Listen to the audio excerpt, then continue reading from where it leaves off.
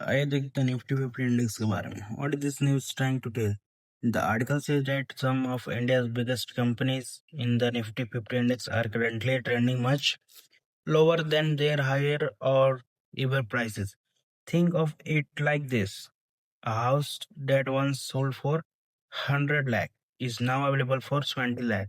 Investors start asking, is it a bargain or is there a reason it's cheaper? The same question applies to this stock. मतलब कि मान लीजिए कि एक घर जो कभी 100 लाख में बिका था अब 70 लाख में उपलब्ध है.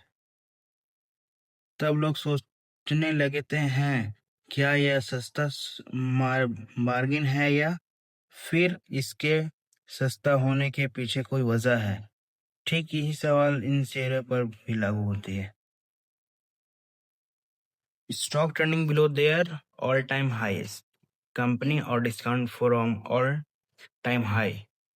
टाटा कंसल्टेंसी सर्विस है 54% और इन्फोसिस है 47%. HDFC बैंक है 22%. हिंदुस्तान यूनिलीवर है 28%. मारुति सुजुकी इंडिया है 24%. रिलायंस इंडस्ट्री है 18%. Why are these stock down? It stock TCS and Infosys. Global IT spending has slowed. Companies are delaying technology projects. Investors worry about future growth. But these companies still have strong profit. मतलब कि इस company के पास है strong profit है, global clients है, AI and cloud operation opportunity है. HDFC bank, India's largest private bank. Bharat का सबसे बड़ा निजी क्षेत्र का बैंक एचडीएफसी लिमिटेड के साथ लिए मार्जिन के बाद इसकी ग्रोथ की रफ्तार कुछ धीमी हुई. लोग मजबूत लोन वृद्धि का इंतजार कर रहे हैं. पॉजिटिव पॉइंट्स है इसका स्ट्रॉन्ग ब्रांड है और लार्ज कस्टमर बेस है, कंसिस्टेंट प्रॉफिटेबिलिटी है, लगातार मुनाफा कमाने की कंसिस्टेंटी profitability. HUL demand in some FMCG categories has been slow. Competition has increased.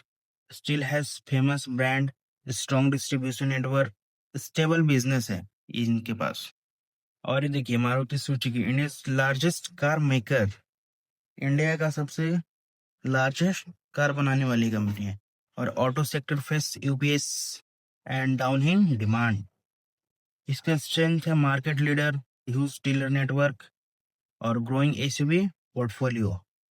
Auto sector में मांग में उतार चढ़ाव के बावजूद मारुति सुजुकी अपनी मजबूती, बाजार हिस्सेदारी, व्यापार, डीलर नेटवर्क और बढ़ती एसयूवी रेंज के कारण भारतीय ऑटोमोबाइल की सबसे मजबूत कंपनियों में से एक बनी हुई है मारुति सुजुकी.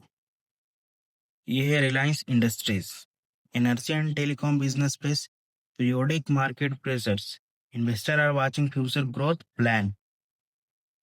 और इसका स्ट्रेंथ है Jio telecom business, retail expansion और strong cash generation. Main message of the news. The article is not saying buy this stock immediately. मतलब कि ये नहीं कह रहा है कि ये जो आर्टिकल ये नहीं बोल रहा है कि इन शेयरों को तुरंत खरीद ले, बल्कि ये कह रहा है कि निफ्टी 50 की ये हाई क्वालिटी कंपनियां अपने ऑल टाइम हाई से 18% से 54% नीचे ट्रेड कर रही है. Instant is saying these high quality Nifty 50 companies are trending 18% to 54% below their peak prices. Investors should watch them closely and decided based on business growth, earning and future prospects, not just because the prices look cheaper. Simple example, wrong thinking. मतलब कि this stock is down 50%, so it must be a great buy. Better thinking है इसका, why is it down?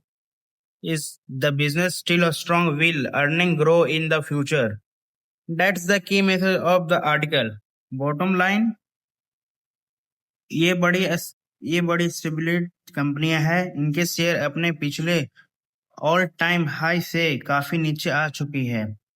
कुछ लोगों को इनमें value या अवसर दिखाई दे सकते हैं, लेकिन केवल शेयर का सस्ता होना अच्छी रिटर्न गारंटी नहीं देता। भविष्य की ग्रोथ, कंपनी का प्रदर्शन और कमाई की क्षमता सबसे अधिक महत्वपूर्ण होती है। मतलब कि future growth and companies performance matter most, वो ज्यादा मैटर करती है।